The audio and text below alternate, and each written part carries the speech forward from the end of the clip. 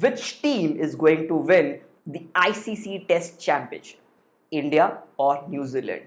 Hi. Let us say two teams are equally likely to win any match in a tournament, be it cricket, football, soccer, hockey, any game in which you have teams playing against each other.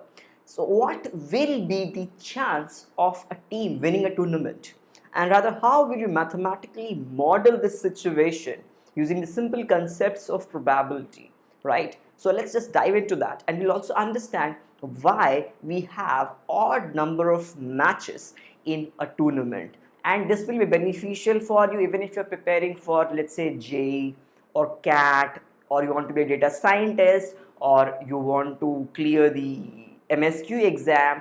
So let's take a very simple situation. If you have n as the number of matches in a tournament, and as you have already said that both the teams are equally likely to win any match in a tournament, so you can say that the probability of a team winning a tournament, PA, is equal to PB when you have teams A and B, and let us denote that with small p. Now we know by simple laws of probability that either A will win or B will win, because we are ruling out the case when there is a tie or draw or match not played or match abundant, something like that. We are considering all the cases in which matches are happening and they are giving you an outcome, a result. So either A will win or B will win. So in that particular case, what will happen is P plus P, that must be 1, because probability of a sure event is always 1, and over here either A will win or B will win, that's a sure event, so it's 1. So that gives you that 2P is equal to 1 or P is equal to half. So now we will just say that N is the number of matches in the tournament, and probability that a team wins a particular match of the tournament is small p, which is half. Now if you think about it, a team winning a match, right, is kind of like a Bernoulli trial. Now what do you mean by Bernoulli trial? Bernoulli trial essentially means that you have either a success or a failure, right? Now that kind of a thing can be equated to a toss. You can either have a head or a tail. So think of it like a head-tail toss or a Bernoulli trial. So when you have a Bernoulli trial, so if I combine a lot of Bernoulli trials, or rather if I combine a lot of matches, I'll have a binomial probability distribution. Now what does that mean to say? Suppose you want to calculate the probability distribution for the number of matches team A will win, right? So let us denote that with small x. So in that particular case, I can write the binomial probability distribution. I can say that as a kind of like a PMF, or probability mass function, as n c, or choose x. Now what does this say? This says that out of n matches in the tournament, I am letting team A win x of them, n choose x, into what is the chance that team A will win those x matches, right? So how will you calculate that? P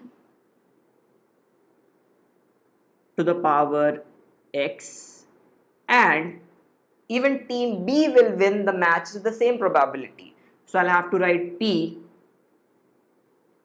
n minus x. So what I'm doing, I'm choosing x win for A out of n matches, and this whole quantity is your probability mass function or distribution, or whatever you want to say. But understand that when I say distribution, it kind of means two things, right? One is the probability mass in this particular case, and the other is probability up till this point, which means till 0 to x. So we will not be talking about 0 to x, but just the x part, the mass part of it, right?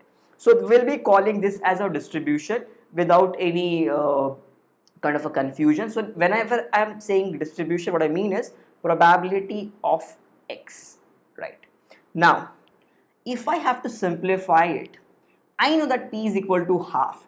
I can rewrite this as 2 to the power minus 1. If I do that, what will happen to this expression? This expression will change to NCX p to the power x, which means 2 to the power minus x, and this is your again 2 to the power minus of n minus x.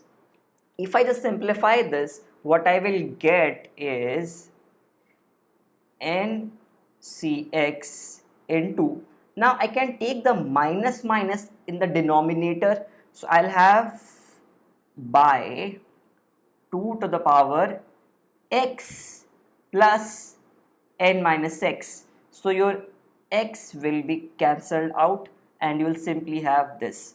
So this is the probability that team A will win x matches.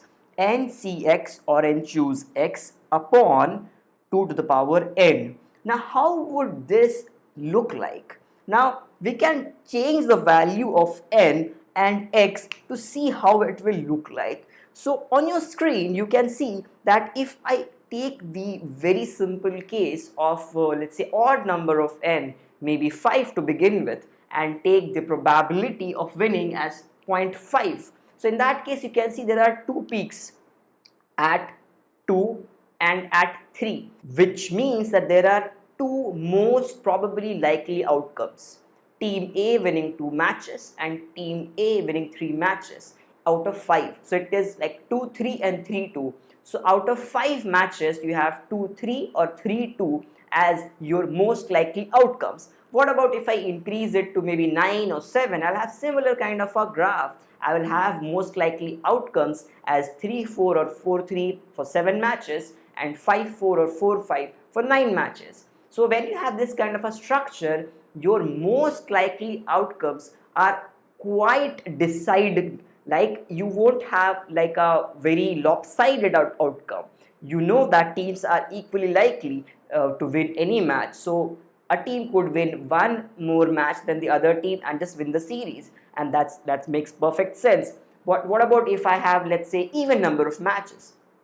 For even number of matches, the most likely outcome is something like a dividing line. So it will be for a 6 match series, essentially 3-3 could be the most likely outcome, which is not really a good outcome because you want a team to win. You're rooting for a team and that team ends up getting tied with the other team. So I mean the entertainment value goes down by a lot. So definitely you would not like that kind of a situation. And as before any tournament begins, a priori, you believe that both the teams are equally likely to win this tournament. Now, I know that this is not a very good assumption, but this is how the audience would like to believe so.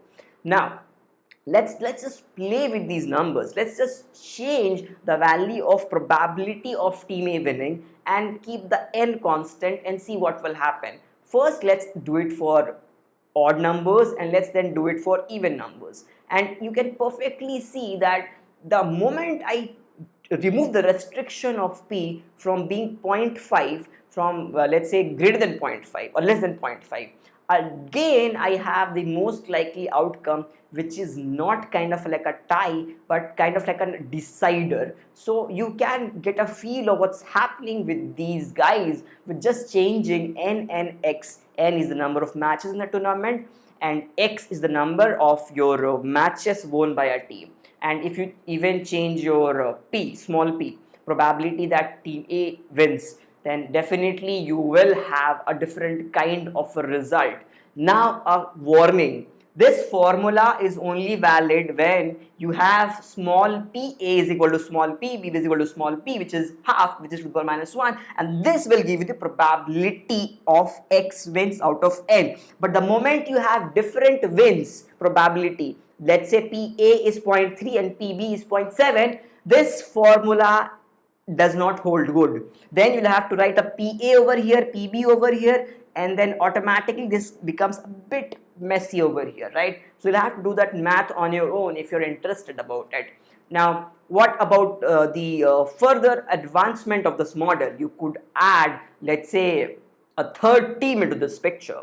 and make a tournament out of 3 teams, and then try to figure out which team will be the winner of the tournament.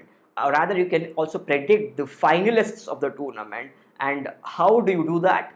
Just apply your brain, and it might be exciting to you. And yes, this exercise is kind of very interesting to build a mathematical, probabilistic, statistical mindset. And this will be beneficial for you even if you're preparing for, let's say, JEE or CAT, or you want to be a data scientist, or you want to clear the MSQE exam, or whatever, any kind of an exam which has a maths component into it. This exercise will help you in that direction because it has the ideal mix of maths, applications, and your pop culture references to get the concepts into your system. So I hope you like this video, and do let me know in the comments what do you think about which team is going to win the ICC Test Championship, India or New Zealand.